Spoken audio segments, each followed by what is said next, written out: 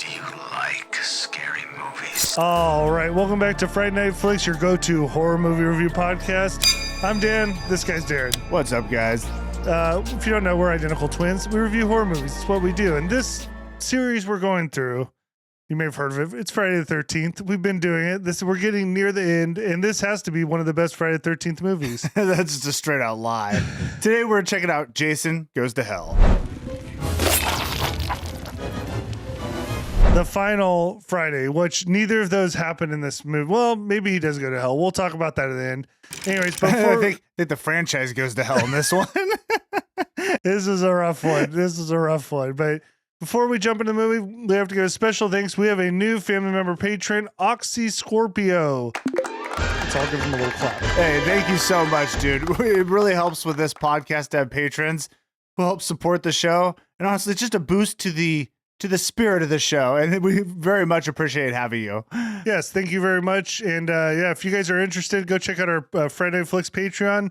Choose a membership level that fits you. You can get free, ad-free episodes. You can get extra episodes. You can get a Discord access, and you can just be a better person in life. We have a ton of bonus episodes on there right now, so go check it out. We also do after pods and stuff that we throw on. So just check it out, see if you like it. Hey, we could be shouting out your name next. Yeah. And if you guys don't want to spend the money, hey, I get it.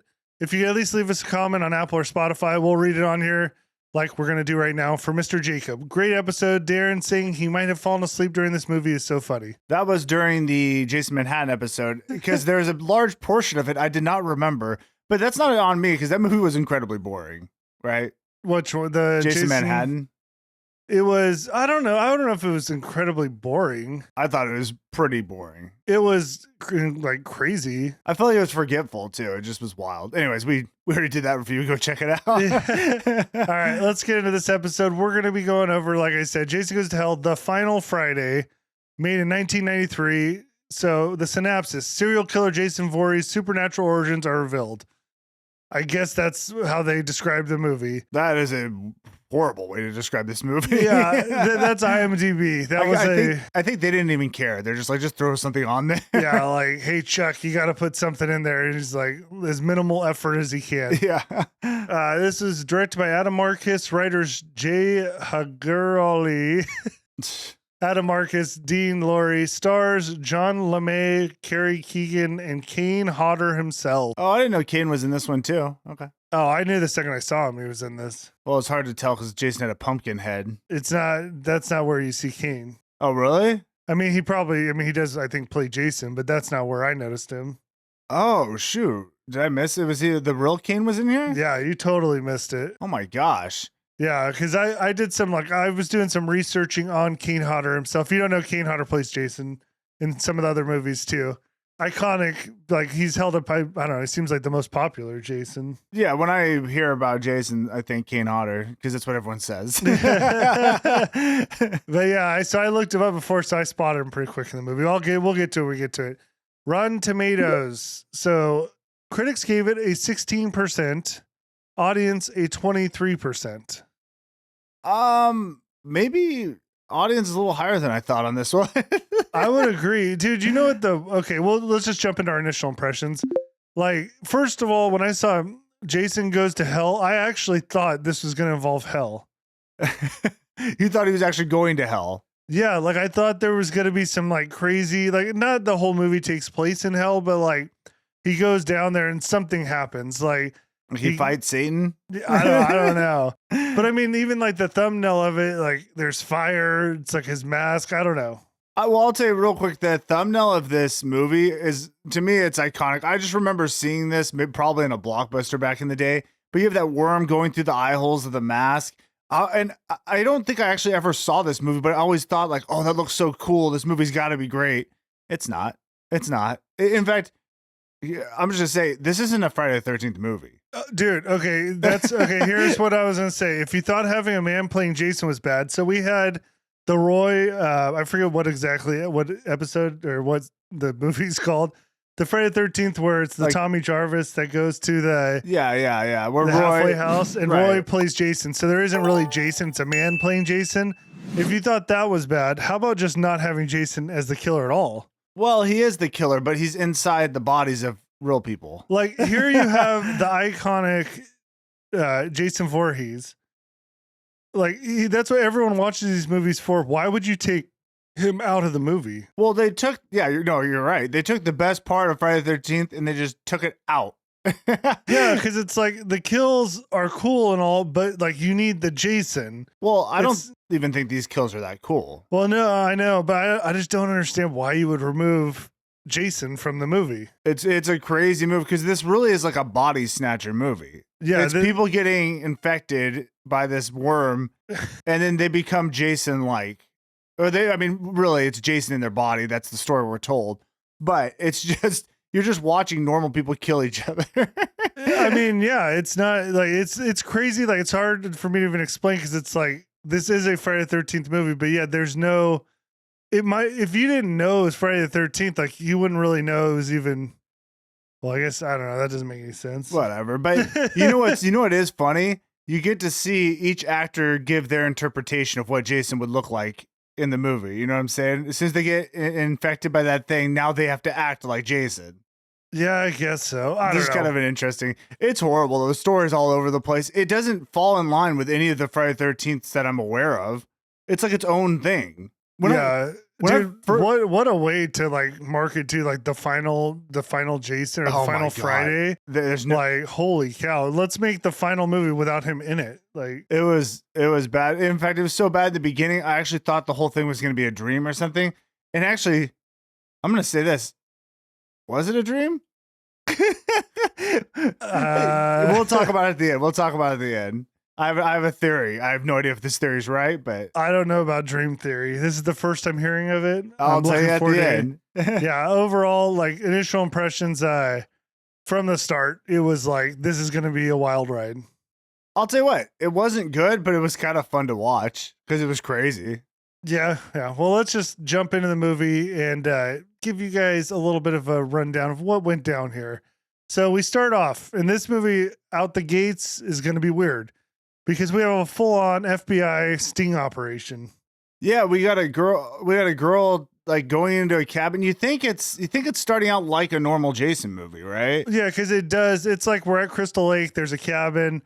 It's a girl by herself, and she's doing things like taking a shower.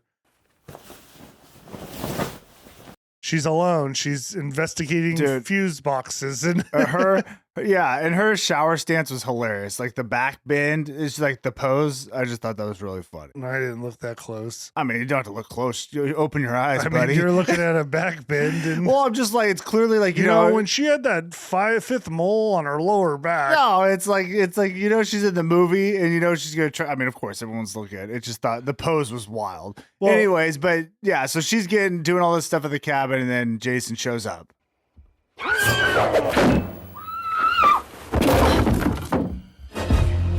Well, yeah, it's a setup. So the FBI have like lured Jason into this trap. So basically Jason shows up, they kind of surround him, they turn on a bunch of lights, and then you have like a massive gun shooting spree where you got guys on 50 cals, guys shooting machine guns.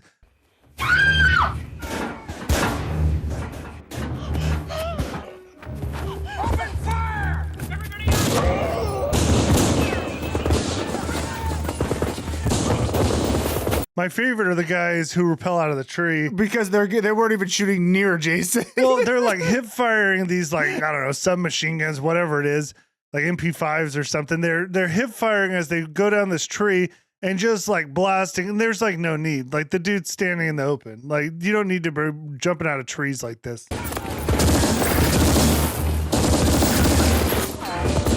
Yeah, why are you even rappelling out of trees? That is kind of funny. Whatever. Yeah.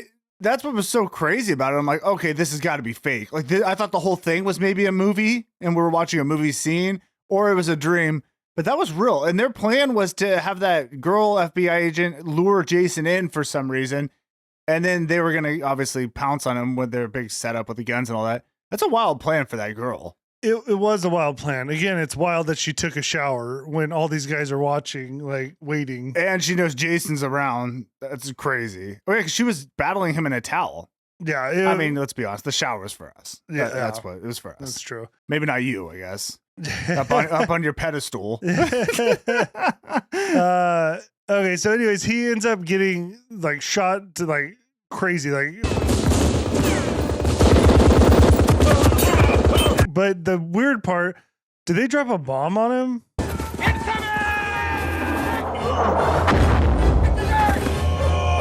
I know. I was like, at one point, I'm like, is that a mortar?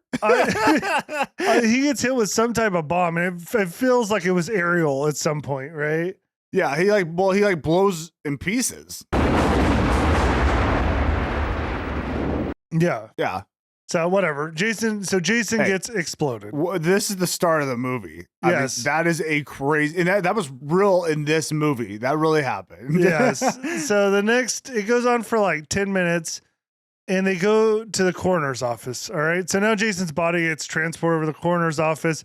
But like, did you notice like felt like 10 minutes where it's going between like it'll show you like a little bit of a scene, and then it's like a title card or the credit, the casting opening credits, I guess. But it did it for like 10 minutes. Yeah, I skipped through it. Yeah, I was like, "What on earth is this garbage?" It kept going. It's like, okay, dude, I get it. Like they'd give you like one person at a time, then back to the coroner, back. Anyways, whatever. So we go to the coroner. He's itemizing all Jason's body parts. All right. Oh, and this is where I need to mention when they go into the coroner's office, there's a couple security guards. One of those is King Hodder. All right, sir. But no, that's awesome having him in the movie. The coroner's going through the body parts. All right. And this is where it just gets nuts. He goes to the heart. The heart starts beating on its own. You kind of expect that. Then it gets crazy because he grabs the heart and eats it.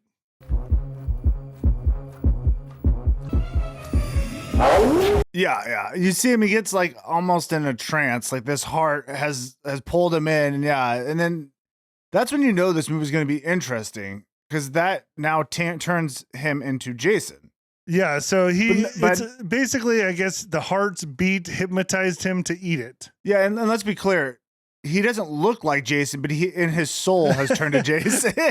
Yes, Jason's other than you. Okay, there's a weird thing when you get turned into Jason, your reflection is Jason now. Dude, I thought that was wild. I'm like, wait, why would you look like Jason in the reflection? It doesn't make sense.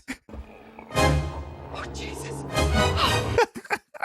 I don't know. Yeah, that's like only a few scenes, but they make sure to show you that like you are now Jason in the reflection. And we're not just saying like Jason's looking in the reflection, seeing himself. No. Other people will look in that reflection and see Jason in that body as well. Yeah. So if Jason took me over and I looked in a mirror, I'm going to see Jason. And then if I also look in that mirror and I'm seeing Dan, I'm not, because it actually looks like Jason. Yeah, you see Jason, but it's me. Yeah, it's weird. Yeah. It's weird. Dude, who made this movie? I don't know. It's crazy. So we get some sweet, like, special effects to show some, like, little orbs coming out and into the corner. They're making it clear that his soul has left and is now in the corner, okay?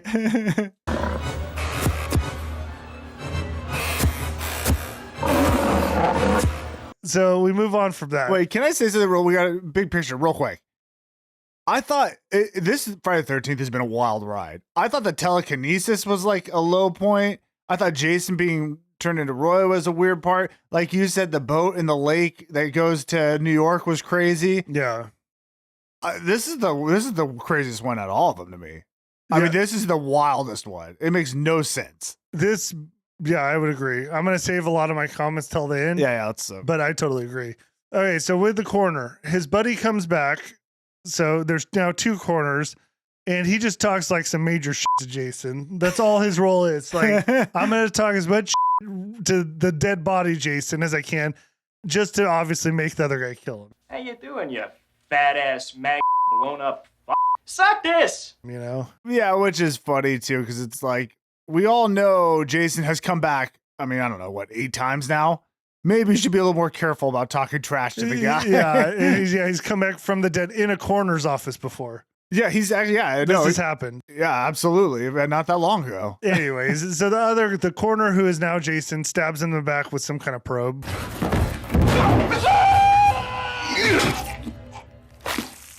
You don't see a lot of these kills. It's kind of just like, and gone. Yeah, I don't even think the kills are memorable at all in this one.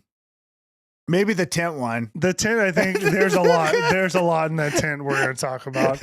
We'll get to it. Okay, so Jason ends up walking down the hall. He walks past Kane Hodder, and the only reason I mention is I love Kane Hodder's line in this. Hey, so Doc, what's the verdict? Jason can be getting up and walking around anytime soon?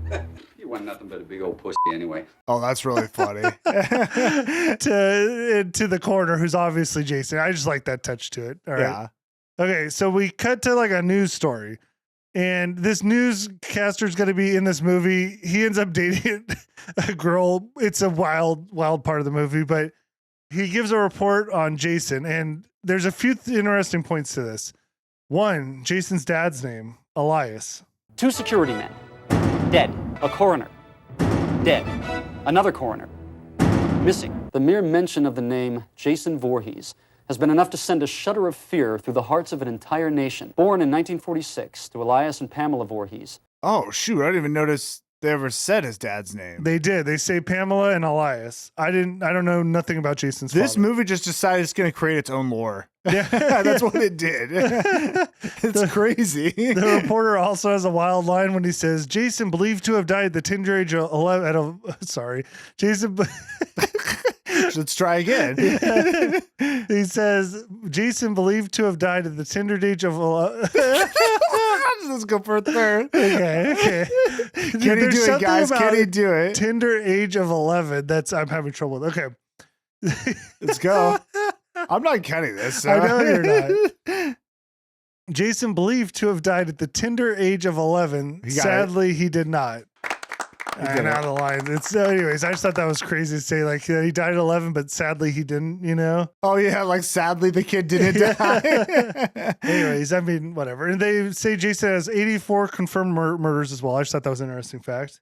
I wonder if that actually is true. If you look I at would all the hope movies. so, if they throw that in the movie. Yeah.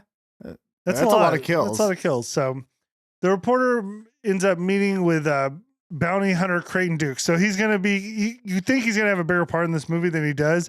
He's also a wild character. So Creighton Duke, bounty hunter, he basically is going to end up hunting Jason. You'll remember Mr. Duke as the bounty hunter, previously responsible for the capture of 6 of this country's most reviled serial killers. What you think of as Jason is not Jason. That body he's wearing, that's just meat. Boy knows how to dress. He wears other people's bodies like folks wear a suit. He, from the get-go, he seems to know how to kill Jason. Seems to have a lot of information about Jason. Like you said, he doesn't play that big of a role, but he is just an odd character. Very odd. I'll just tell you one of his lines because I think it is the wildest line dude, I've heard yes, any horror I'm glad movie. you wrote this down because I was like, dude, I won't remember this. And I've even thought a lot about what this means, and it's weirdly kind of sexual, maybe? I think it is sexual. I don't know what it is. You guys tell us what this is. Okay, drop it. So the reporter asks him... wait, can we say this too? Duke is a black man in a cowboy outfit. That's like who he is. like That's what a he looks duster, you know? Yeah. So he's got like this outlaw look. Right. So the reporter asks him what he thinks of when he hears Jason Voorhees. To that, Duke responds, "It makes me think of a little girl in a pink dress sticking a hot dog through a donut." Jason Voorhees. Well, that makes me think of a little girl in a pink dress sticking a hot dog through a donut. What on earth does that mean? I don't know, dude. I don't know. I don't even know if I should think about what that means. Dude, I don't even want to talk about it anymore other than that was the craziest thing I've probably ever heard in a movie. I was actually laughing when I'm like, what? I died laughing. Well, at first I'm like, wait, did I miss something? Like, is that supposed to mean something? And I'm like, little girl in a pink dress, and then I'm like, the donut through a So the hot dog through a first, donut? like, so like when he said little girl in a pink dress, I thought he was like making fun of Jason. Like he's saying like, oh, he's like nothing. You Yeah, know? a little girl, like Jason's a little girl in a pink dress. Yeah. Well, I mean, maybe he is saying that. Who's the hot dog and who's the donut? That's where it takes a left turn. And that's why I don't know what that means. Is Duke the hot dog and Jason's the donut? Maybe. I don't know. I would love to hear like guys what in the that comments was. drop. What do you think that means? But be okay with it. You know what I'm saying? Don't go wild. Yeah. So, anyways, Creighton Duke knows Jason's a body snatcher. He knows that he's jumping bodies. Yeah, he has all this knowledge. They don't have any backstory, though. So you don't even know why he has any of this or knows it. Yeah. Creighton Duke is now on the case. Forget about the reporter. He'll come into the scene, into the movie a little bit later. But Creighton Duke's now hunting Jason, right? Right. First stop is the diner where he basically accosts the waitress, Diana. I'll take a Voorhees burger and a side of Jason fingers. Okay, anything else? Yes. I need you to help me. Well, I think you need to leave. I know everything about you, Diana. I know who you really are. Come on, get up. Why don't you blow me, Chief? Right after your girlfriend there gets through. The way his tact with how he's going about this investigation is very blunt, or what's the word? Well, he is very blunt. He's just kind of rude. It's more than rude though. It's like very aggressive. I don't know. For really no reason. But yeah, he attacks Diana. He knows he needs her to get Jason, right? For some reason, Jason's coming after her. We'll just leave it at that. We're gonna find out later what it is. Yeah, because they like introduce characters, but there's not a whole lot of backstory, so they kind of just come in and out, and I'll just do that. Yeah. So back at Crystal Lake, we meet a group of kids. It's actually just 3, and they're there to smoke weed and bing. And we know that now they've torn down all the lakes at the cabins at Crystal Lake, and these kids just threw up a tent and they're gonna go skinny dipping. Right. It's gonna get crazy. So one girl ends up like the 2 go to the tent. They're there to bing. They're the couple. One girl goes out. She ends up getting slashed by the corner. It's the hard part of this movie is I can't say like by Jason because it's not Jason.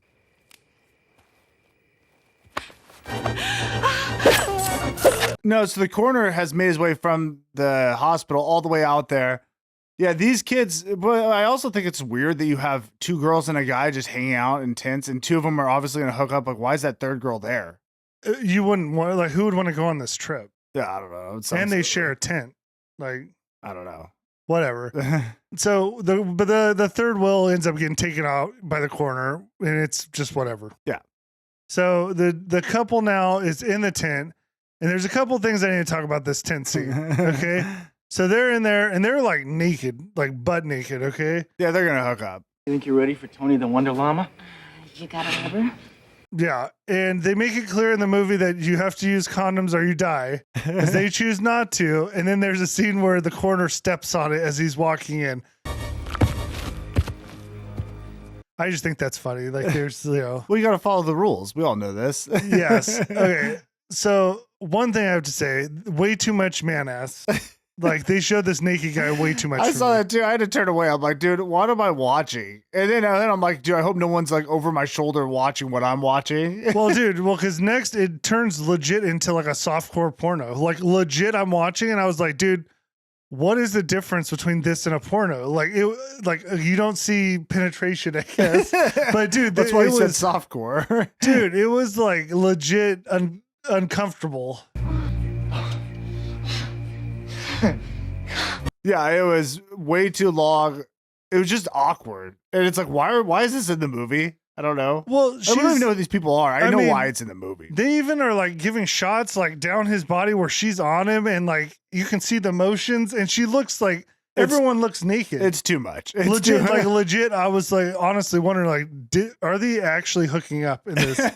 And they filmed it. You know what I mean? It looks like that. They might have been.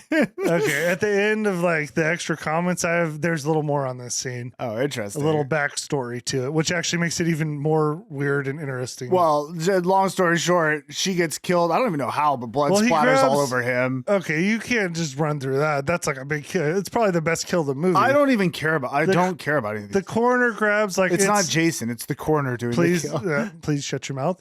Go ahead. So the coroner grabs an iron fence post. I think that's what it is. I think it's a fence post. And right when she climaxes, he stabs it through the tent, like through her chest, and then he like rips her apart.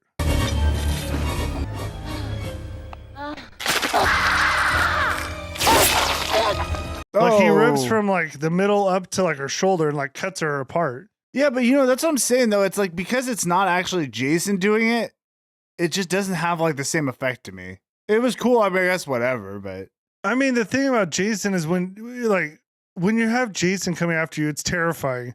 Like the second you see this crazy hockey mask freak you're scared, but then you got this coroner that's just not scary, Yeah, I know. It's just a normal guy walking around with blood on him. which is scary in its own right, but it's not the same. No. This is the reason why they don't have the Coroner series. You know what I'm saying? Okay, wait. Okay, let's jump. All right, so those kids of the 10 are dead. So that purely was just to see that this guy's on the move now. Yeah. Jason in the coroner's body is at Crystal Lake. So Cop and Diana. All right. I'm saying some people are just Cop because that's all they need to know. He has a name. Maybe I'll throw it in a little bit. Diana is the waitress. So they cut to like later where I think it's actually at the restaurant or something. Here, we need to just say who she is. So then at least they know this is the main girl, right? Yeah. It's Jason Voorhees' sister, right? Isn't that who it is? Okay, wait. There's Diana. Diana's not the main girl. Oh, this is the other girl. Just This some is the rando. main girl's mother. Yeah, well, she's the main girl, but see, that's interesting to say that. She's the main girl for the first half of the movie, Right. and then it switches. Okay. So she, I think, is Jason's sister. There's a few. You don't know. I think she's the sister. Then I guess her daughter is his Niece? niece. Okay, yeah, that's why Jason apparently is going after them. That's what we're going to find out. They're related to Jason.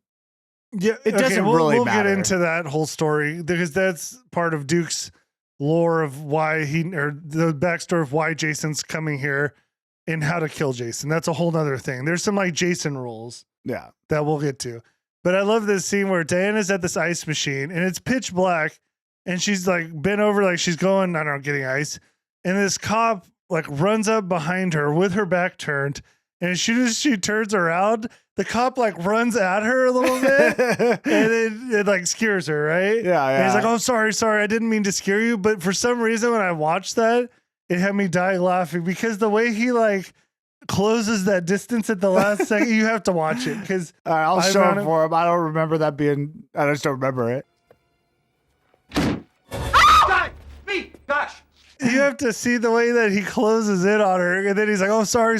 Because it's just so funny. Like the way he moves in. All you right, I'll have to show- see it. You know, I doubt you, but every time you say this, I watch it. They are funny. So Yeah, well, it reminds me because there was one morning, it was like 4 a.m. I was going to the gym and I went to get in my car and I opened the door and I heard something behind me I remember this story. and I turned around. So it's like a similar type thing. I turned around, there was a dude like standing with his arm like right behind me. And I was like, oh, like I jumped back and I said like, oh, what do you want? Like, what do you know? Take my wallet. Yeah, like I freaked out and it was a paper boy. Is that funny? I mean, I still remember you telling me that story from before. Is that funny? There's not really paper boys anymore. Who I even mean, gets this- a paper? This was more of a paper man. But he was just there to hand you the paper. Yeah. But again, it's like, what are you doing, dude? You don't sneak up behind someone at 4 a.m. No, you keep your distance. Yeah, you got to like make some noises like a bird call or something.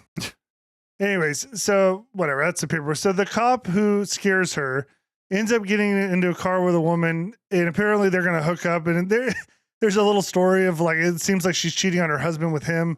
Doesn't really matter. She gets her head smashed in by the car door. Yeah, they both With just a get coroner. killed. No. He doesn't get killed? The cop gets taken to a nice house. Oh my God. Okay. This gets weird. So you're right. She gets killed. Then we cut to a house and the cop's strapped naked to a table? Correct. And then the coroner shaves him.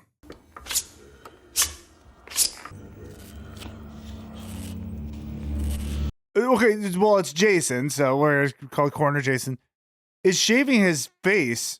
Why? I guess he wants to look better. I don't know. That was the weirdest thing in the world. I'm like, what is this scene? Yeah, I don't know. Since when does Jason go and torture people like that? And it wasn't even really torture. He literally just had him naked, tied down, and was just shaving his face. Yeah. It was Why? weird, dude. Why? I don't know. Why? Well, then it gets weirder because the cop he goes mouth to mouth.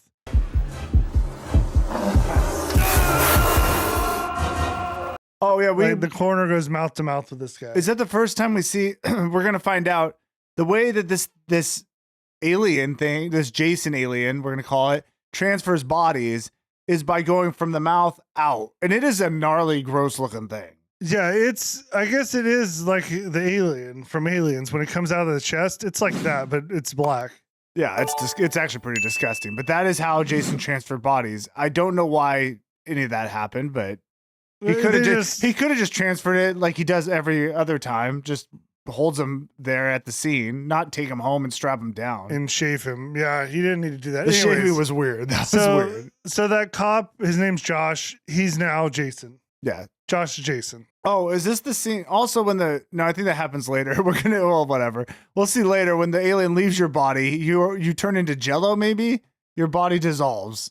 However that makes sense. I would say it's like you melt. Yeah, but we'll get to that. So, anyways, now we cut to Diane's daughter, who has a newborn baby and a new boyfriend, who's the news anchor.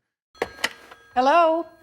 Hi, Mom. Hi. Guess what? What? I have a new boyfriend. You'll recognize him. We're gonna come for a visit next weekend.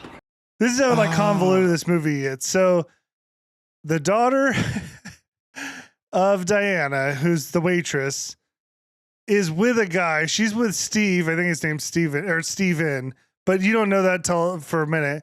But she has this newborn baby, but then she's dating the news anchor. No, what you're saying he's with. So she had previously dated Steven, and they had a baby together. And now she has she's in that relationship didn't go well. Something happened, and now she's with this news anchor guy. It's a pretty new baby, though. Yeah, well, they make sure to know Steven has not seen the baby yet, so she must have had the baby and left without even seeing Steven. I don't know. Whatever. It's crazy. And the news anchor, he's a character. We'll just say that. He's a character. Okay, so Diana shoots Josh in the head. What? So I think that Josh, I love his writing. Josh goes mouth to mouth and we see a black alien snake. That's what he has written so down. I think the cop who's Josh now goes after Diana. So Diana's the mom, the mother, and that works with Jason's sister, the waitress. I think. Yes. Wait, Josh! Oh, Jesus. Mother! And you thought when you watched this that she was going to be the main character. Yeah. But no, alas. We're going to find out that's not the case. So the cop Josh tries to go mouth to mouth, and we see the black alien snake.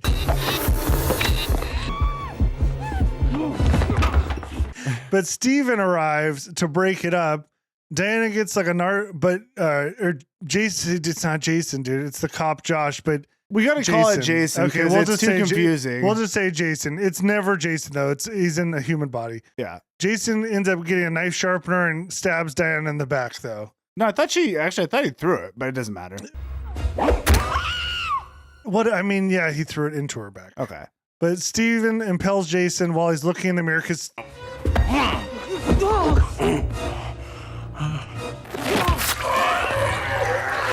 Jason looks at the mirror, but it's Jason. So Jason sees his own reflection, which like puts him in a haze. Like, yeah, well, and that's also where we saw before Diana got knifed. She saw Jason in reflection too. That's why she shot the guy because it looked like the guy, whoever she knew. But then she looked in the reflection when he was attacking her, and she saw Jason. She's like, "Oh, it's Jason!" So she shoots him in the head, which is kind of a whatever.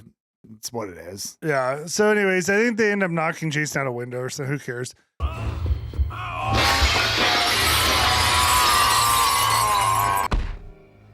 They do. Well, they do because so Diana dies. Jason gets knocked out of the window, and then Steven's left there, so it looks like he killed Diana. Right. Well, but Diana has one line where she makes sure that Steven needs to save Jessica. You have to save Jessica. You can't take that. Like Diana tells Steven he's kind of like basically like he's going to come for Jessica or something. Like you have to save Jessica. Right. Whatever. You know what I'm going to say too? What? This really doesn't make whatever. I was going to say it really doesn't make sense because Jason's going after his family because I'm just going to say this. We're going to find out. In order for Jason to come back, he has to inhabit one of his family members. You're giving away the Jason rules. Yeah, but she's dead, right? He could have done it there.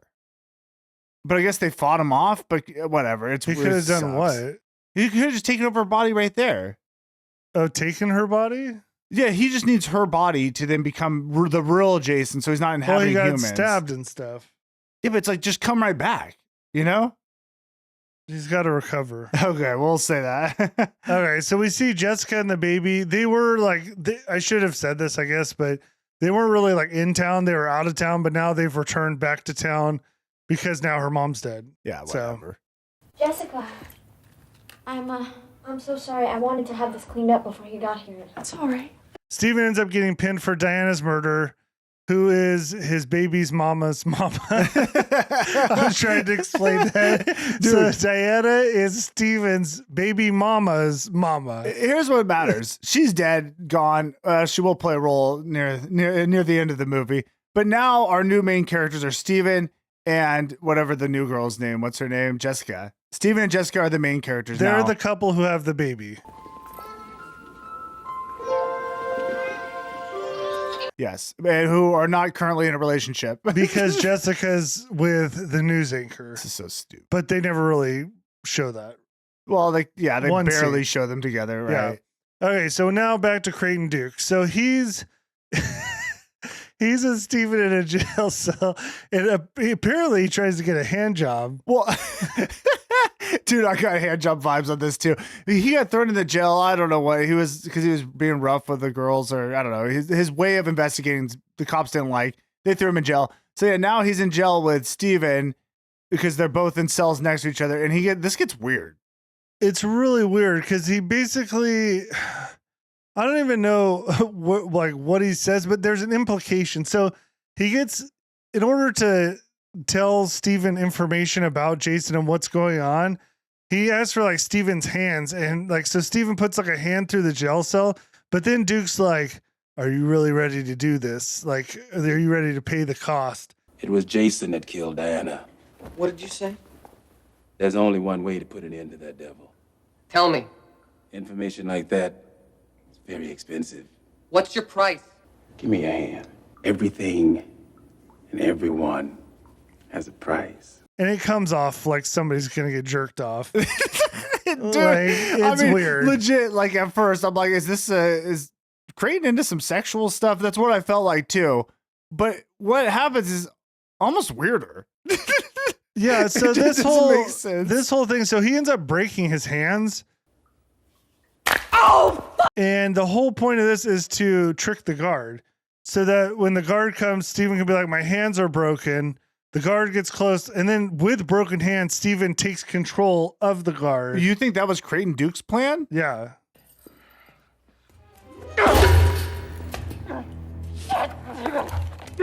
Quiet. It could have been. Well, why did he break his hands? Well, I thought that was more of like a rite of passage type thing. Like, we need to make sure Steven's ready to fight Jason. Are you By ready breaking his hands? Well, he said, are you ready to pay the cost? Yes, I am. Then he breaks the knuckle, gives him information. Are you sure you're ready? He's testing him. You ready to pay? Yes. Are you sure? Yes. I don't know if that's true. That's no, kind of what this I is a thought. diversion tactic. I mean, that's a stupid diversion tactic. I know. Couldn't you just fake like your hands? Just all you gotta do is this. Ow, my hand. Correct. Yeah. Yeah, it was, Sorry. but whatever. It ends up working. I guess. I like how we have this movie where Jason's hopping bodies, and we're talking about the hand scene being fake. It's stupid. Okay, so let me get the news or the info that Creighton actually does tell Steven is actually important in the movie. So he tells him that Jason is to be reborn again using Jessica. That's Diana's daughter, Jason's sister's daughter. Now, let me ask you a question. Do you know the Voorhees rules? Well, I'm not sure. Let me try that again. Do you know the Jason Voorhees rules? No. Well, I probably do, but okay. Well, this is important because this is like how Jason lives his life and how you can take that life. okay, no, go ahead. Jason Voorhees was born through a Voorhees. May he be reborn. Let's try those rules again. In a Voorhees, he was born. Through a Voorhees, may he be reborn. And only by the hand of a Voorhees will he die. That's it. So he lives through Voorhees, he dies through Voorhees. You're right. You have to be Voorhees to kill him. Only way for him to come back is through a Voorhees as well. Okay, and this is where we learn too. Jason had a sister, Diana, and now there's only 2 blood relatives left, Jessica and the baby. Right. So that's Jason has to get like basically take over one of them to be reborn and then kill the other one. Yeah. Right? I guess if he kills one of them, then he can never be killed. According to the rules. But if you get then rid he of all can Voorhees. But then he also can never be reborn. Yeah, but he can never be killed if there's not. Do you see what I'm saying? You don't need to be reborn if you can't be killed. Yeah, true. So that's a real problem for the world if the Voorhees get taken out. Did you say Voorhees again? Voorhees. All right. Voorhees. Let's roll. So Steven ends up breaking out of the jail cell, goes to the Voorhees house where he's there in the news. Okay, so this is a wild scene. So he goes to Voorhees' house. I forget why. He's looking for something. He ends up like hiding in a closet or falls through a hole, something like that.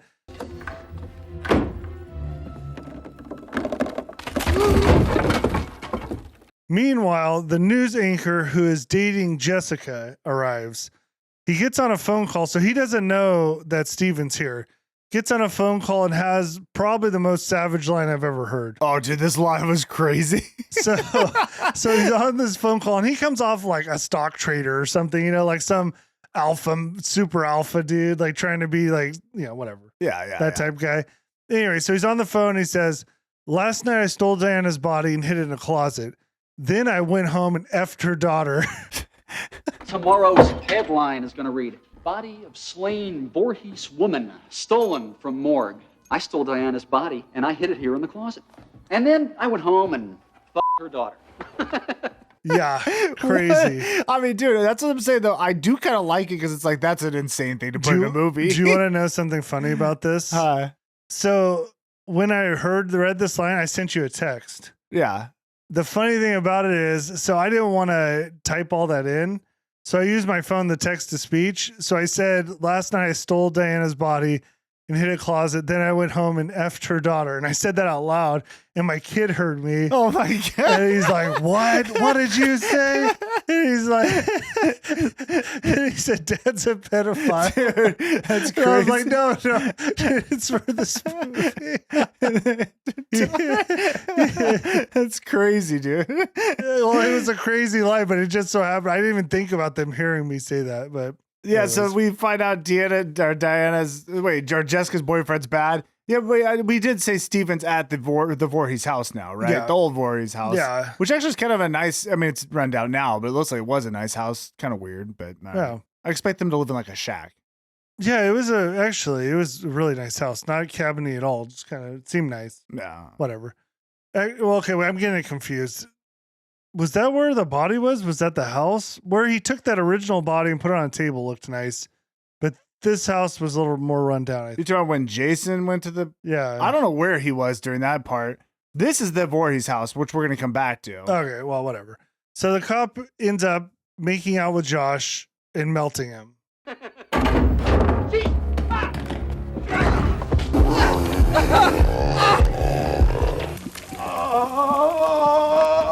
Oh yeah, Jason transfers bodies.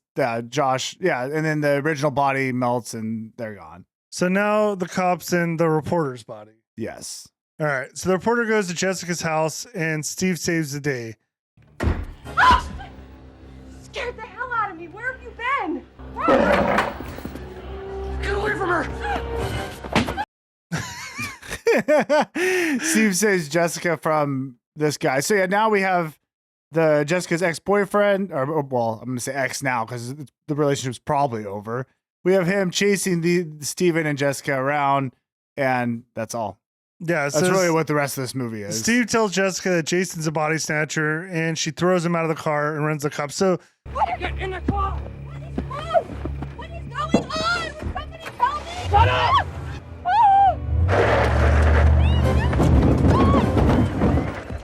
Are you out of your mind? Calm down! Shut the f*** up! He is not dead, and that is not Robert. Psycho, you killed my mother. You think I'd let you near my baby?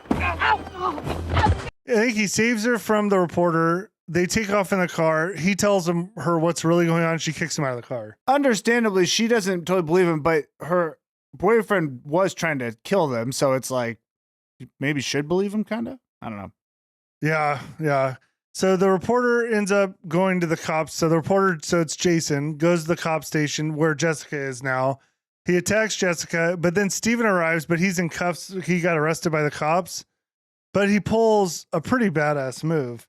He's got cuffs behind his hands, his hands are cuffed behind his back. He jumps over the cuffs with his hands in front, grabs the cop's gun, and then shoots Jason. Steven, help me! Oh! There's the cop!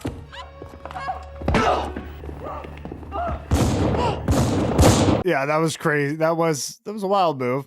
But yeah, he went there on purpose because I think he wanted to get arrested. There's a whole bunch of stuff happening with that Steven and his buddy cop too, where we don't even need to get into it. But then now it turns into like the cops, this Jason is in the cop station and everyone's just shooting him and he's just kind of like, it's like a zombie. You know what I'm saying? Like a zombie, yeah. Yeah, it's weird. Duke gets free from his cell as well. Yeah, that's something to note. Yeah. Duke is out and on the loose again. So now Jessica and Steven end up escaping to the diner.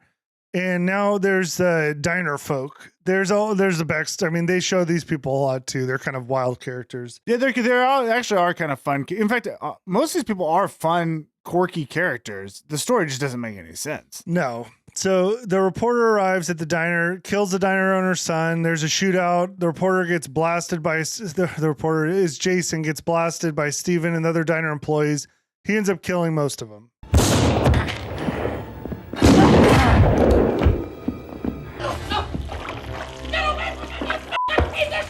Yeah, they try to fight back, but it's Jason, and he can't die unless it's by the hand of a Voorhees. Yeah, yeah. So Jessica gets grabbed through a window, and then Jason grabs her through a window, and then one of the employees has like a shotgun who's blasting it like at her, but hitting Jason.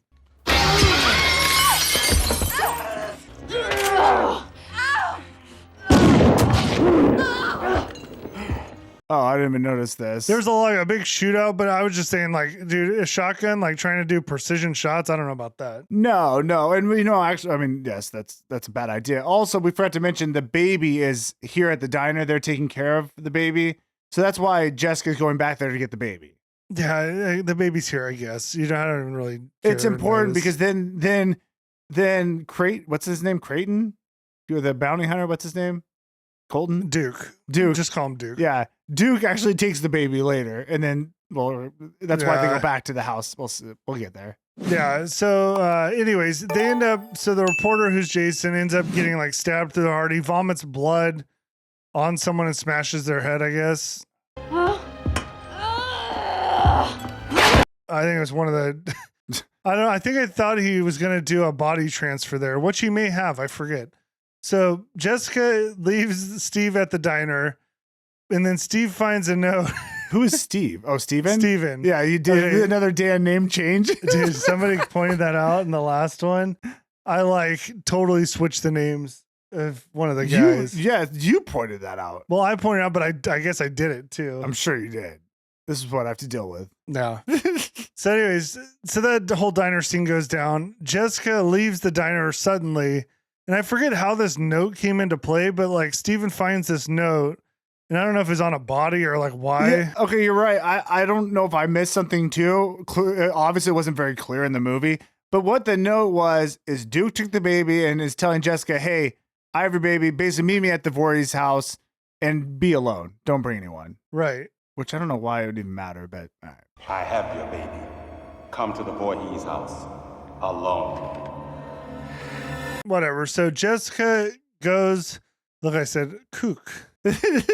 What is that? Jessica goes to kook. Kuke is what he wrote. And he gives her a magical knife. Oh, it's Duke. That's a misspell. Yeah. So Jessica does meet up with Duke. He gives her a magical knife and tells her that she has to kill Jason with this magical knife. Tonight we can send Jason Voorhees straight to hell for all time. You don't need me for that. Yes. I do. Dude, this is so freaking weird. So they're back at the Voorhees house. Duke gives her a normal looking knife. She touches it. That knife turns big into a magical sword. Like, this is like some never-ending story type night. You know what I mean? Yeah. Dude, this movie's a never-ending story. This thing is, and we've cut it out. There's a lot of other nonsense in here. It's just a mess of like just shooting, Jason switching bodies, killing people, but it's not Jason. It's just normal people. Ugh. I mean, when you're doing body swaps, it's like hard to follow a story, and it's like the whole time I'm like, why? Why are we doing this? Again, I'm not kidding. Half the movie, we weren't even with the characters we're with now. Well, the first half was like the mom and the waitress working there, getting to know Duke. Then the second half is Steven and whatever that Jessica. Let's close it out. So the reporter jumps into the reporter's, or whoa, that's a sentence. The reporter jumps into a reporter's random body. I don't know what that means, but he switches a body somewhere. There's a body swap. The Duke falls into a trapdoor with spikes. Understand. Jessica! That was weird. Oh yeah, that's the thing when they're in the Voorhees house. They're like, people are falling through the floor all the time. And it's like traps. Was that explained? No. Maybe Duke had a trap. I don't know. Yeah, so I guess we're in the Voorhees house at this part. Yeah. Okay, so Ed the cop arrives. This is one of those moments where you don't know who's Jason. He's done some body swapping. So there's two cops that are there, and we don't know which one's which. This is, I want to talk about this because this is weird. This is stupid. So you have Jessica, and then you have like an older cop who was her mom's boyfriend, and then you have whoever Jason is in now. It's reporter. It's a younger cop. Is what it is. That's what it is. So you have both of them walking towards Jessica. Here's where it gets stupid, though. You don't know who's who because they're both talking. Jessica, give me the knife. Stay back! Jessica. Normally. Seem like normal people. That's the first time we've ever seen Jason get in a body and actually talk like a normal person. That didn't happen the whole movie. Yeah. He when he jumps in a body, he's zombie. Yeah. He's zombie. But now he's able to talk like the person. Yeah. Dude. I thought the same thing. I'm like, wait, now this isn't Jason anymore. It's less and less like now we're just watching people. Yeah, and so she doesn't know what to do. So then the older cop, I think he made what I think is like a heroic decision and just runs himself into the knife. Stay back! Jessica. Is that what he did? That's what it looked like. I don't know. I thought she just killed him. It looked like he just ran himself into her knife. I think she stabs him in the stomach. Yeah. It looked to me like he just did it himself. Which was the wrong choice because he's not Jason. The other cop's Jason. Surprise, surprise. So Jason, the cop's he tries to kill the baby. Does he? No, Jason. Yeah, Jason takes the baby and he's going to do the transfer. Okay, Steven hits him with a cleaver. By the way, why do we have a baby in this movie? Dude, there was no point to even have a baby. Actually, you don't need the baby at all because Jessica is the baby, Well, yeah, she's a Voorhees. Yeah, you only need one Voorhees. Yeah, and the only role the baby played is Duke took her and then just gave her back once she came to the Voorhees house. Yeah, I care nothing about this baby. No. I mean, I think babies in general, yes, but not this one. Yeah. So Steven ends up hitting him with a cleaver. I guess kind of kills him, but that's where we see this alien crawl out of the freaking cop's neck.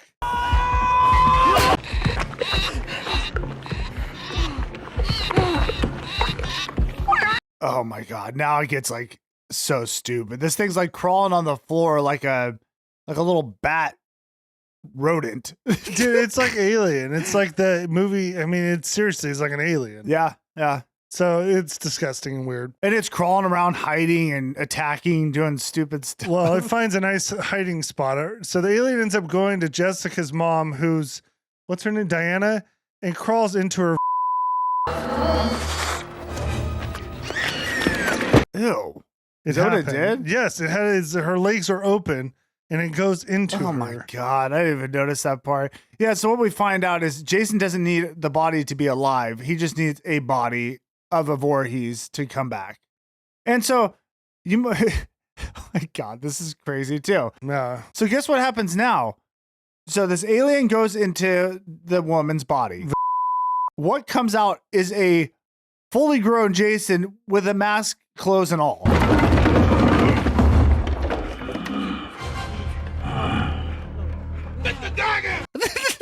Yeah.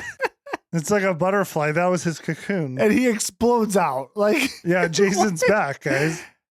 How? I don't know. But what he does pop out and he kills Duke with a body squeeze. Yeah. Gives him a squeeze. At least we get to see Jason. That's a cool part. Why does his head look so pumpkin-y? I don't know if it did now. Why? I think it does. Why did they give him the exploded head look?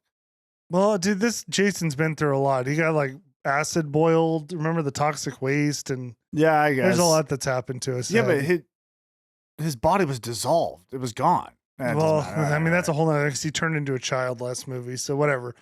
So Jason and Steve end up having a battle featuring a jungle gym. I just like that. There was a jungle gym. Well, again, I hate when this happens. It turns into like a wrestling match.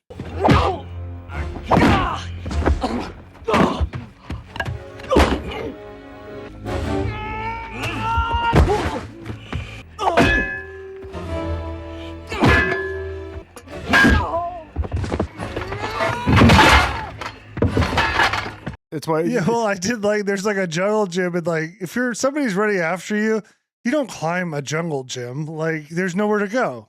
Yeah, I mean it's not that high. Jason can just grab you. Well, he just like pushed it over. I just thought it was funny. No, it was, and again, it's just Jason's not trying to kill him. He's just toying with his food, I guess. I don't know. Jessica ends up getting the dagger, driving it through Jason's heart, causing special effects electricity spirit to go to the sky.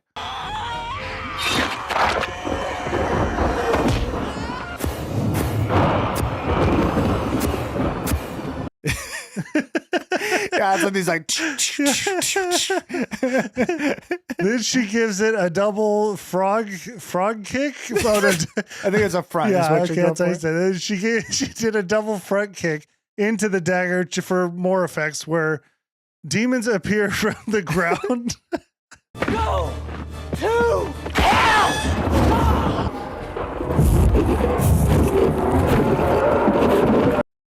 This doesn't even sound real. I'm reading it. I'm like, is this right? This is legit. This What is true. happens at the movie? This is how Jason goes to hell. Yeah, so demons appear from the ground and grab Jason and Steve. So they're like sand demons, they're reaching up. It's giant hands. Yeah, it's hands. And they're trying to pull Steve down too for whatever reason. Yeah, I'm like, why is Steve getting pulled down? I don't know. I don't know, but Jessica ends up saving Steve and Steven. Why are you calling him Steve now? It's the same name. So Steven, Jessica ends up saving Steven, but Jason gets drug out. Jessica and Steven and the baby live happily ever after, and we start to fade away when we see Jason's mask in the sand. It's all over until motherfucking Freddy Krueger comes out, grabs Jason's mask, and drags it down.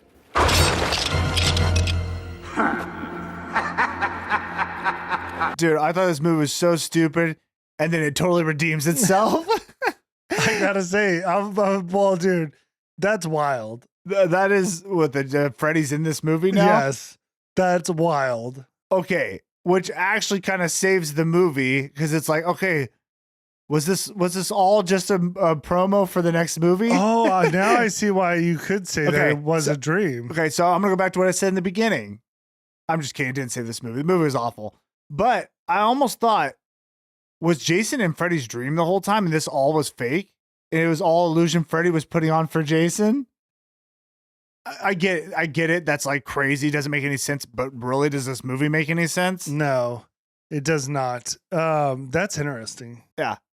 I almost started, did a little Googling, but very briefly, and I didn't really see anything about that. So. Yeah, I didn't see any facts about that either. But by the way, Freddy vs. Jason is I think the next movie in the series, but we're going to hold off on that until we watch. We're going to go through all the Nightmare on Elm Streets, and at the end, we're going to do that one. Right. All right, let's just give our final rating. Oh my God. This is the worst Jason, but I'll say this is the worst one, even though it was entertaining because it was so stupid. This to me falls in that category of so dumb it's actually kind of funny, but it's not a Jason movie at all. So I'm gonna give this one like a 1.2.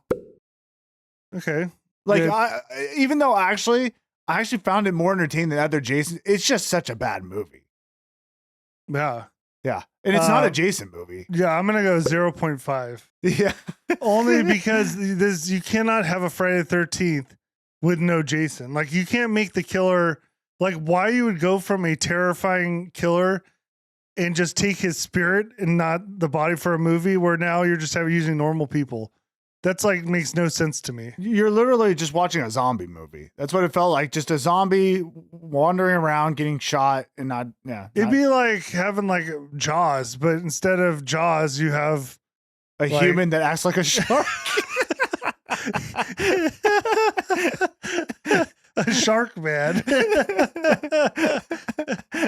No, it'd be like a seal, I guess. A seal that acts like a shark. That acts like a shark. Oh no, I thought it was terrible. You know, honestly, I was disappointed he didn't go to hell. Like, I guess he went to hell in a movie, but it's titled Jason Goes to Hell. Like, he doesn't go to hell. Oh, he does at the end. I know, but I thought it was going to take place. It's like the other one in New York that Jason takes over Manhattan. He didn't really take over Manhattan. This one, he didn't go to hell.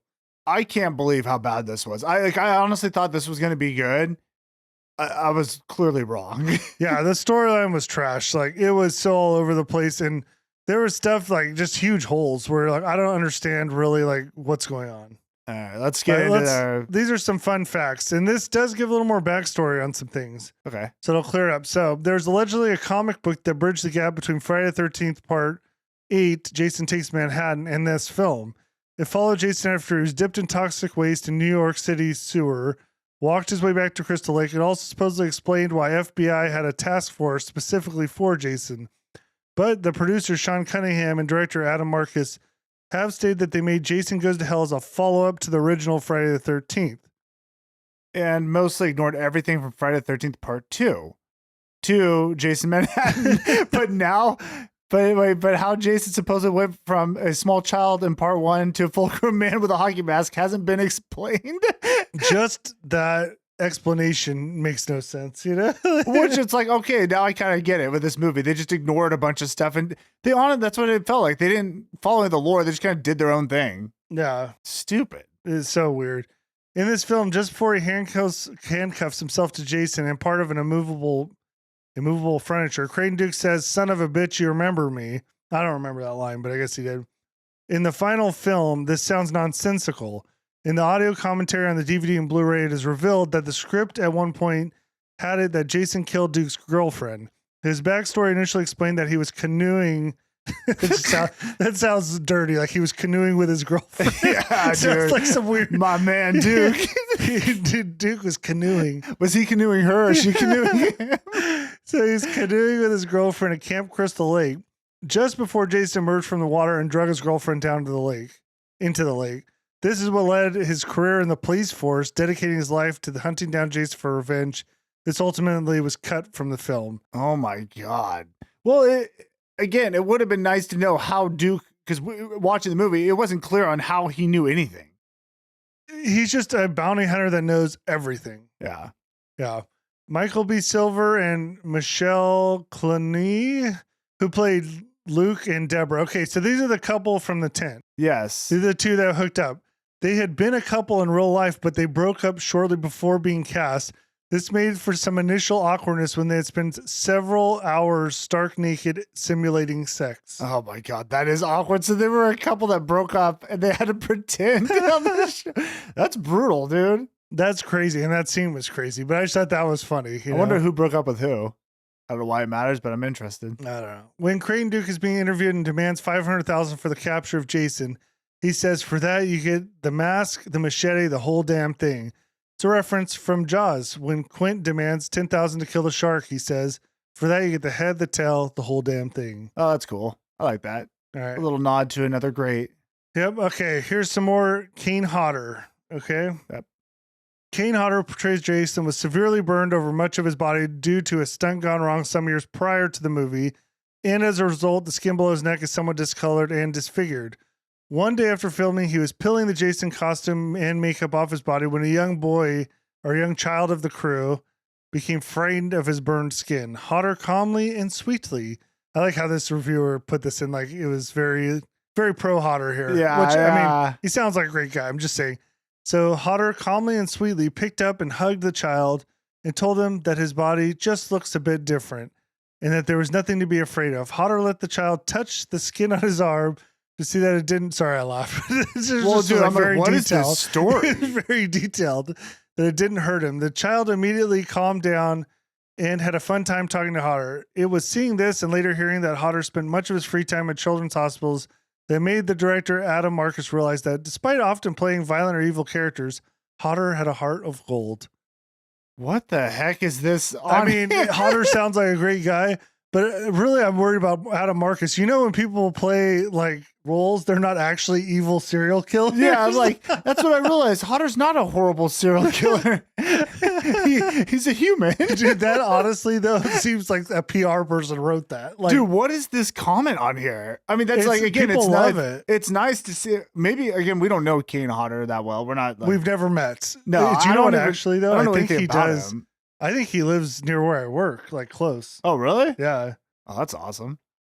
Maybe we need to get to know him. Seems like a great guy. If this is, I mean, I'm assuming it's real. It's got 300 upvotes. I know. It's just more like it's a funny story to share at the end, like the facts about the movie. Well, like, who is this person? Which came, Like, who saw all this? yeah, I don't know. The director? Like, who The saw director this did. whole thing happen? I think Adam Marcus. All right, whatever. We got to cash this one out. All right. Well, that's the end of Jason Goes to Hell. It was a hell of a movie. Oh God, it was really bad. I think our next one is it the new Friday the 13th? No, I think it's Jason X. Oh, Jason. So we have two more, huh? Yeah. So watch Jason X if you want before the review. Yes. And with special thanks to all our patrons. You guys very much appreciate it. Thank you all who've liked, subscribed, leave comments. We appreciate all. Oh yeah, please. Yeah, thank you, patrons. Obviously, it helps a ton. We love it. And please leave a review. That helps the podcast. Yep. Thank you. Yeah. Thanks. See you on the next one. Bye. Bye.